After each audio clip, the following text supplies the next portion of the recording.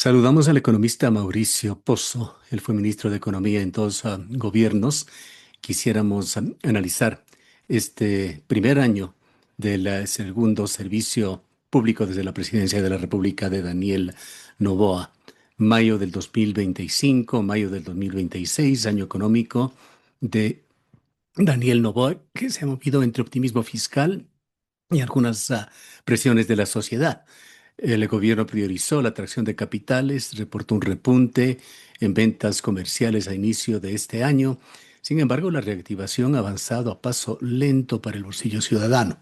La economía popular sigue golpeada por el alza de los combustibles, amenaza del alza de los pasajes, el subempleo, y hay déficit de servicios sociales que obligan al régimen a cerrar este ciclo y abrir el siguiente con ese pronto desafío urgente de dinamizar un mercado interno que aún se siente frenado. Quisiéramos conocer su opinión y su punto de vista de lo que ha pasado y lo que se viene.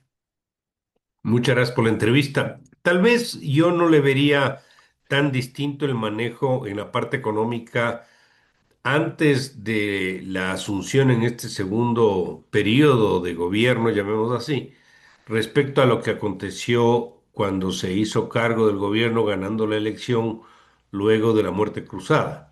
Es decir, no veo grandes cambios, pero para enfocarnos en el último año, yo diría...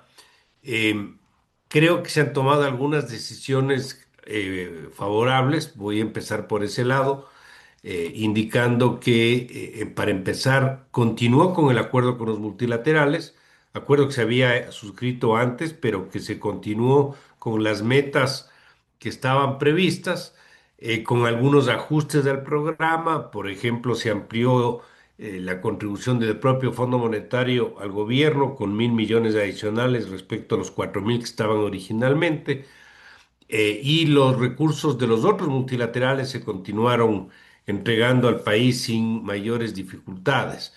En la flexibilidad de los multilaterales y del propio fondo ha sido realmente evidente, tanto así que hubo el último desembolso con la quinta revisión hace pocas semanas, a pesar del incumplimiento de algunas metas de cierre del año anterior. El año anterior el país cerró con un déficit cercano a los 5.300 millones de dólares con atrasos. Y a pesar de eso, el programa continúa. Es decir, desde el punto de vista favorable para el país y de gestión del gobierno, el mantener este tipo de acuerdos. Dentro de eso están acciones. Está la acción, por ejemplo, de reducir el subsidio a los derivados. Creo que eso ha ayudado. El mantenerse firme en la línea de buscar acuerdos de comercio, creo que eso es favorable también. Eso le ayuda al sector, sobre todo exportador. Y desde ese punto de vista, la recuperación de reservas, que dio paso, entre otras cosas, a volver a los mercados internacionales, con la emisión de bonos de enero y ahora una última emisión de 1.000 millones adicionales a los 4.000 que fue en el mes pasado, que solo entre paréntesis evidencia una necesidad de plata y de recursos, hace ver que desde ese punto de vista podemos hablar de los aspectos positivos del último año. Y ahora Sin una embargo, observación allí, el subsidio a los derivados de petróleo ha vuelto en forma natural por factores exógenos. claro, o sea, recordemos que cuando se estableció el sistema que funciona ahora, que es este de bandas, con un techo del 5, no había estallado el problema de la guerra en Medio Oriente. ¿Por qué? Esto es importante resaltar porque esa banda se quedó corta. Si se aplicara realmente lo que esté en el mercado internacional, subiría más de $1 tanto la gasolina cuanto el diésel. Entonces sigue habiendo el subsidio y sigue el Estado financiando el tema, por obviamente razones y orígenes distintos a la gestión del propio gobierno. Esto es un shock internacional que obviamente no estábamos previsto, y como no tenemos ahorros fiscales tampoco, es difícil defenderse. Antes de Ahora entrar a bien, los temas propuestos por usted, quisiera ir a una cifra que ha sido utilizada como una cifra definitiva, como una victoria definitiva del gobierno, la caída del riesgo país a los 400 puntos. Usted, en otros diálogos con nosotros, ha advertido que estos indicadores positivos no están asentados sobre bases estructurales sostenibles. ¿Cómo ve usted este indicador? ¿Considera que estamos ante un escenario frágil aún o hay realmente esa verdadera consolidación económica? que haya bajado el riesgo país es positivo, es favorable porque nos abre mercados. Ser sujeto de crédito es bueno. Es como que una persona tenga crédito abierto en varias instituciones. Ahora, eso no mide en qué está gastando la plata y si tal vez está tapando un hueco abriendo otro. Es decir, es positivo volver a los mercados, es positivo llegar allá. Eso se da porque el mantenimiento del programa con el fondo ayudó, se da porque hay una recuperación de reservas, empujado mucho por el financiamiento a la nueva deuda y el rol de las exportaciones privadas también, porque ese es el origen por el cual tenemos esa recuperación de reservas internacionales. Pero de todas maneras viéndole como un tema relativamente aislado es favorable. Sin embargo, eso no nos dice que va a haber inversión extranjera, ni nos garantiza que va a haber inversión extranjera, ni que va a recuperarse. Eso no nos dice en la parte ya de lo que no se ha hecho en el último año, qué pasa con la sostenibilidad fiscal. Es decir, se ha avanzado en las reformas. Yo creo que no hemos avanzado en las reformas un poco estructurales que se llaman. Y eso hace que seamos todavía vulnerables a pesar de una reducción del riesgo país. Hablando del bienestar social y de la necesidad de apoyo político del gobierno, ¿no ve usted un problema esto que hace el gobierno de emitir nueva deuda, bonos solamente para pagar los vencimientos de deudas anteriores, mientras los servicios sociales se encuentran en una situación bastante crítica? El tema de la salud, de la educación, no pueden esperar más. Es correcto, no pueden esperar más, pero no son temas excluyentes. No es que lo uno es a costa de lo otro, lo segundo es a costa de lo primero. ¿No lo Creo es? que yo creo que son temas complementarios. ¿En qué sentido son complementarios? En que el mantener abierta las opciones de financiamiento le puede ayudar para el propio sector social, para la propia gestión en salud, en educación, etcétera. El gran problema de esto es que eh, no es correcto creer que porque nos endeudamos más o porque nos prestan más plata o inclusive porque le entreguemos más plata a la salud nos va a ir mejor en salud o nos va a ir mejor en educación. Yo he citado tal vez el ejemplo algunas veces, inclusive en este medio, y yo le decía cuánto gastábamos en nómina el año 2003, 5% del PIB. ¿Y por qué comparo con el PIB para que sean comparables las cifras? No es lo mismo un presupuesto de hace veintipico de años de lo que tenemos ahora. ¿Cuánto gastamos ahora? El 9,5 del PIB. Y ha mejorado tanto la salud, la educación en estos veintipico de años, lamentablemente yo creo que no. Entonces, no digo que no sea necesario darle fuerza, darle estímulo, pero no creamos que está garantizado un mejor servicio porque le metamos más plata o porque la deuda va solamente dirigido allá.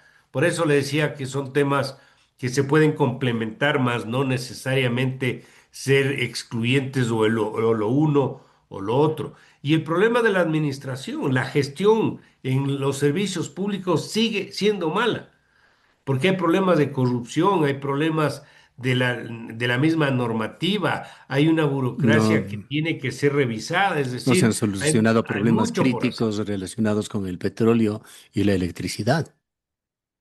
Ahí tenemos lo que yo a veces también he dicho, cuando hablamos de sectores estratégicos me causa medio escozor porque me da la impresión que son de los sectores donde no hay cómo hacer nada. Se oye el sector estratégico, cuidado que es estratégico, no podemos hacer nada. La normativa en eso es clara. Dice el 51% es necesario que sea accionista o participante el sector público, el Estado ecuatoriano, en petróleo, en electricidad, en energía en general, el 51. Y después, segundo acápite, por excepción, inversión privada. Entonces, un poco yo lo que le veo es muy complicado desde el punto de vista político el que haya una autoridad que pueda irse al otro lado, bypaseando, pongámoslo así, de alguna manera esta restricción y buscando mejoras, porque por eso yo creo que esto hay que hacerlo de manera gradual, pero constante. El tema del petróleo no puede seguir como está. La empresa Petroecuador, seguirle dando la función y el rol que ha tenido sin una limpieza de fondo y de forma es imposible. La reforma El segundo. tributaria y el incremento del IVA, perdona la interrupción, fueron impulsos que el propio gobierno se dio como medidas iniciales, pero la pregunta sería si es que es suficiente esto para seguir sosteniendo el presupuesto general del Estado. A ver, se hizo la reforma tributaria, eh, el país se endeudó con el fondo, entró plata por varias vías, pero como sabemos, los billetes no vienen marcados. No es que el billete este va para la salud, la educación, la seguridad o lo que sea. Esto entra a la caja fiscal, la tesorería administra los fondos en base a las urgencias que tiene y va distribuyendo. Entonces, eso de alguna manera es así, pero la rigidez del presupuesto es un problema, porque si uno dice se está endeudando el país y no hay obra pública, es porque lo que queda para obra pública, restado todo lo que hay que pagar, la nómina, la operación del Estado, los subsidios, todos los compromisos que tiene que hacer en deuda pública, lo que le queda es un 2 a un 3% para inversión pública. Entonces, la contribución del Estado, si no se hace una reforma que flexibilice los fondos del Estado, esto va a ser muy complicado y vamos a seguir discutiendo esto por mucho tiempo más. Con los recursos estratégicos en crisis, petróleo, energía, que traerá problemas durante la época de la sequía que ya nos aproximamos, en este año vemos lo que le había mencionado ya, presupuestos de salud y educación que han incrementado enormemente en el papel, pero en la práctica no. La ejecución presupuestaria es bajísima y tenemos en la práctica hospitales desabastecidos y baja ejecución de obra pública. Hay dos razones que son las que explican esto.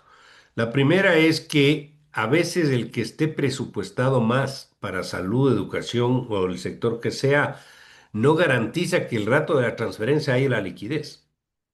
Y ahí sin plata tampoco pueden ejecutar. Y la otra es que sí haya la liquidez y sí se haya entregado, pero no pueden ejecutar por temas de normativas, por falta de gestión, porque el proyecto no está terminado, porque la asignación del proveedor privado no se ha seleccionado adecuadamente, no está el contrato listo, por las razones que sea. En la Incompetencia práctica administrativa. son problemas de gestión, son problemas de Ujú. administración. Fíjese lo que pasa en los hospitales públicos. Es terrible. Yo tengo un familiar hospitalizado ya algún tiempo en el Carlos Andrade Marín. Tenemos que comprar prácticamente todo, porque no hay insumos. Y claro, ahí nadie da la razón de nada. O sea, uno pregunta y nadie es responsable de nada. Y en la práctica, ¿qué pasa? Que si uno no lleva el insumo, no tiene atención médica el paciente. Entonces, esos problemas siguen estando presentes que antes era concentrado en una sola o antes era que cada unidad médica administraba sus propios suministros. Han hecho N cambios, pero en la práctica el problema sigue sobre la mesa y no se ha arreglado. ¿Y cuánto, economista Pozo? Usted es excelente para llevar las cuentas fiscales. ¿Cuánto está gastando el país en seguridad y en el sostenimiento del conflicto armado interno? No hay planes que puedan examinar los expertos, no hay cifras, no hay índices, no hay indicadores en esos vagos informes que entrega por lo general el ministro Reinberg. ¿Cuánto está absorbiendo la seguridad del presupuesto estatal? A ver, el presupuesto tiene asignaciones para los distintos sectores, Fuerzas Armadas, policía, educación, salud. Todo está normado. Para salud está el 4% del PIB supuestamente para este año, aunque no se lo entregue, 6% para educación y existen las asignaciones de presupuesto que se aprueban en la Asamblea para Fuerzas Armadas y Policía Nacional. Pero el que usted asigne ahí no significa que esos recursos vayan solamente para el tema del conflicto armado que tenemos con la guerrilla. Ahí haya conflicto armado o no haya conflicto armado, hay que pagar la nómina de la Policía Nacional. Hay que pagar la nómina de los miembros de las Fuerzas Armadas. Entonces está mezclado la cosa. Un poco lo que le quiero decir es, a pesar de que usted me abona como que conozco mucho los detalles de esos números no conozco. O sea, yo no me atrevería a decirle cuánto exactamente está metido para el tema de la lucha contra eso. Lo que sí le puedo decir es que sí ha gastado el gobierno. Eso sí, eso le puedo La decir. pregunta sería si alguien lo conoce en el país. Bueno, deben saber las autoridades. Yo cuando era autoridad sabía, pero ya no soy autoridad, entonces creería yo que ahí deben saber cuánto efectivamente se está destinando. Hay también cooperación internacional. Eso no cuesta y ayuda. Ya, eso no sé si está valorado, no está valorado, pero sin duda son recursos, yo le diría importantes. Anualmente yo no creo que sea menos de unos 1.000 millones de dólares. Capaz me estoy quedando muy corto, pero lo de fondo es que no sé si se va a arreglar con más plata, Gustavo. Esa es mi gran preocupación. O Claro, el sea, tema es preguntarnos si podemos mantener esa economía de guerra con la situación del país. yo le veo difícil y además no es solo el problema ese. El tema de la importación de derivados hace que lo que pues supuestamente nos beneficiaríamos porque el precio del petróleo está alto sea negativo. Y aquí seguimos subsidiando el precio de los derivados. Pero quitar el subsidio también es un problema Ujú. porque es un problema de costos en cadena productiva, reacción política también, social de sectores que ya se están quejando. Peor si esto sube, es decir, no es un tema simple. A mí lo que me parece, y he dicho también, que creo que es la oportunidad que aprovechando la coyuntura, ¿y qué me refiero con aprovechando la coyuntura?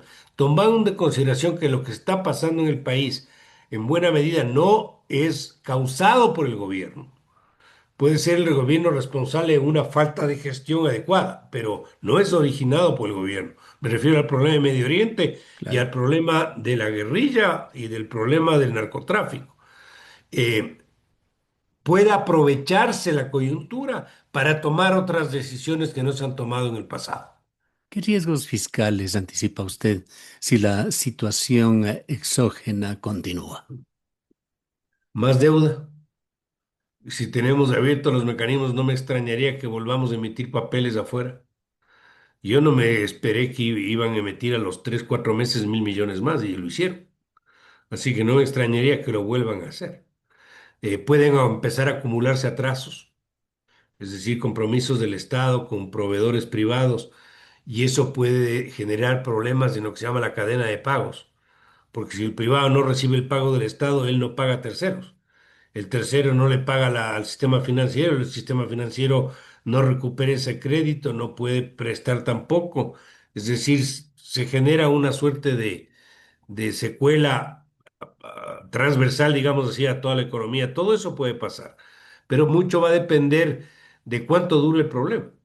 Y nadie sabe cuánto dure el problema. O sea, hasta dónde Ujú. se va a ir esto, hasta dónde va a llegar, va a bajar la intensidad, no sabemos.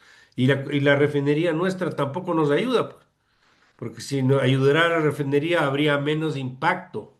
Impacto siempre va a haber, pero menos impacto del que Ujú. tenemos por el tema de importar derivados desde el exterior en un momento donde los precios están arriba y el derivado es más Ujú. caro que el crudo. Fíjese, el precio del barril de diésel es casi el doble de lo que vale el precio del barril de petróleo.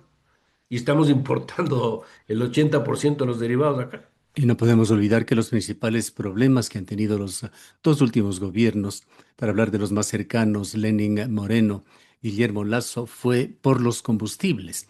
¿Hasta dónde va a ser posible manejar el subsidio al diésel cuando el gobierno ha venido hasta ahora pateando la piedra hacia adelante con el tema del transporte público?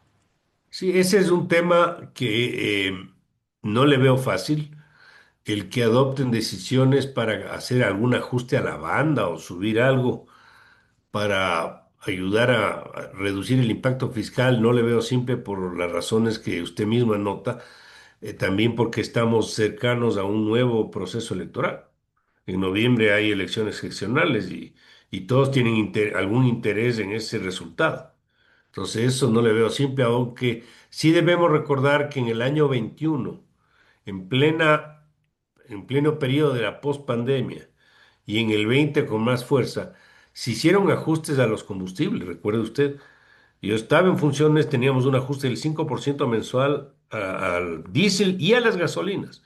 Después se bajó al 3% y en el gobierno de Lazo, un momento X, se eliminó eso, pero a veces las circunstancias obligan a tomar decisiones y a veces políticamente inclusive la gente puede hasta entender por qué en esas circunstancias se las adopta. Ahí también se flexibilizó un poco el tema de las relaciones laborales para evitar el impacto masivo de despidos y cosas de esas. Entonces yo creo que ahora con lo que estamos viviendo de la continua lucha contra el narcotráfico y encima de eso el problema de la guerra en Medio Oriente, yo creo que están los astros unidos como para poder justificar otro tipo de decisiones que no son fáciles, pero creo que hay que hacer. ¿Qué expectativas genera la economía con respecto al empleo, que ha sido una de las ofertas incumplidas por el gobierno? El subempleo sigue extremadamente alto en el país. El Instituto Ecuatoriano de Seguridad Social desfallece. ¿Qué elementos urgentes debería incluir una reforma laboral del gobierno? Bueno, hay algunas iniciativas que se plasmaron en una consulta que lamentablemente el resultado no fue favorable, pero yo creo que también fue muy mal vendido, muy mal explicado y muy mal comunicado. Si yo quiero conseguir un resultado favorable como gobierno, tengo que explicar las cosas y explicar de la forma más clara posible y hacer todo el lobbying y la gestión para que eso resulte favorable. Trabajo por horas, el problema de la jubilación patronal, el tema de los costos de contratación y sobre todo costos de despido. Todo eso, los tipos de contratos, que haya una multiplicidad de tipos de contratos, porque en la práctica tenemos muy pocas opciones aquí. Es el contrato a prueba, el contrato a largo plazo, pero opciones aquí no es lo mismo la agricultura que la industria, que los servicios, y le tratamos como que tuvieran todos el mismo comportamiento. Entonces yo creo que esa rigidez del marco laboral hace mucho más complicado contratar y luchar contra el problema del desempleo. Esta es una parte, no es que con eso vamos a resolver todo, es una parte. Y la otra es que el país no puede crecer al 2,5, pues. Este año se va a desacelerar la economía respecto del año pasado. 2,5 para Suiza puede ser que esté bien, para el Ecuador no. El Ecuador tiene que crecer a tasas mucho más aceleradas. Y pues la única manera de llegar a eso con más inversión. Y hay un Inversión escenario. privada y obviamente inversión pública, pero hay que hacer las reformas para liberalizar recursos y poder destinar mayor cantidad de fondos a ese objetivo. Y hay un escenario muy difícil que se presenta ya, que ya se lo está viviendo, una campaña electoral con miras a una reelección presidencial. Bueno, todo suma en contra de poder hacer ciertas cosas, pero seguimos pateando el problema y se siguen acumulando los compromisos, las deudas, a pesar de que ha bajado el riesgo país. Fíjese que eso ve unos pocos árboles, pero no ve el bosque completo, ¿no? Y seguimos de alguna manera complicando el escenario de mediano plazo. Por eso es que la economía ecuatoriana es una economía vulnerable. Nos recuperamos muy rápido, pero también nos vamos al fondo muy rápido. Y eso le hace al país muy difícil de poder dar señales de certidumbre y de seguridad a mediano y largo plazo. Finalicemos con el informe que se dará a conocer este domingo en el marco de un feriado. ¿Qué esperaría usted escucharle al presidente Noboa hablando de el futuro, de su segundo año de gobierno? Yo quisiera que digamos, que tengamos claro por parte del jefe de Estado de qué norte va a seguir. ¿Cuáles son las metas? Quiero saber qué metas tiene para este año 27, 28, hasta que termine el periodo actual de gobierno, porque estamos permanentemente hablando de lo que pasó el día de ayer. que subió el precio del petróleo, que nos dieron 1.000 millones más, que el riesgo país se redujo. ¿A dónde vamos? ¿Cuáles son las metas en crecimiento, en empleo, en pobreza, en equilibrio fiscal? ¿A dónde se quiere llegar en el rumbo del manejo económico para tener un poquito más de seguridad por dónde nos vamos a mover? ¿Qué va a hacer con las reformas? ¿Va a hacer las reformas o no va a hacer las reformas? La reforma a la seguridad social, el tema que hablamos de los sectores estratégicos, el tema de la inversión en cuánto va a poder comprometer para atraer inversión extranjera que sigue siendo absolutamente deficiente. Todo eso creo Dinamizar que el mercado interno. debería conocerse. Perdón, Dinamizar el mercado interno. el mercado interno y el externo también.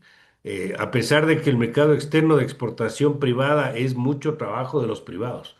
Aquí también hay que reconocer, el Estado tiene su rol, puede ayudar en ciertas cosas, pero a veces no, como que nos olvidamos que el rol privado es el que ha permitido gran parte de la recuperación del año pasado. Las remesas, ¿qué es eso? Privado. Las exportaciones no petroleras, ¿qué son? Exportaciones privadas. El financiamiento es privado y público, entonces tampoco apropiarse de cosas que no corresponden. Y obviamente decir lo que estoy explicando, difundir, explicar a dónde mismo quiere caminar, qué va a hacer. ¿Va a haber reforma a la seguridad social o no va a haber reforma a la seguridad social? Eso quisiera escuchar. Y para complementar esto, ¿cuáles son las principales amenazas que ve en el camino para lograr esos propósitos? Una demora excesiva de la guerra en Medio Oriente nos puede complicar. Podemos estar generando inflación importada. Fíjese algo, Gustavo, hasta ahora no se publica la inflación del mes de mayo, de abril. El IPP, que es el índice de precio al productor, está en sobre el 8% anual. Y la inflación al consumidor, que es el IPC, es lo que no está publicado todavía. Me extraña que eso no se conozca. Quisiera tener una explicación por qué no sabemos, estamos a 18, 19 de marzo, perdón, de mayo, y no sabemos la inflación de cierre del mes pasado. Entonces algo pasa, pongámoslo en esos términos, para desconocer, pero yo creo que eh, hay mucha preocupación del tiempo del problema de Medio Oriente, el caso de Colombia también, que eso nos ha afectado de igual forma. Eh, y esta adicción al endeudamiento, si se va a profundizar o no para este año, diría, son algunos de los elementos que creo están sobre la mesa, así como esta desaceleración del crecimiento económico que tuvimos el año pasado. Muchas gracias, economista Pozo, por habernos acompañado. A la orden. Declaraciones del economista Mauricio Pozo, PhD, exministro de Economía.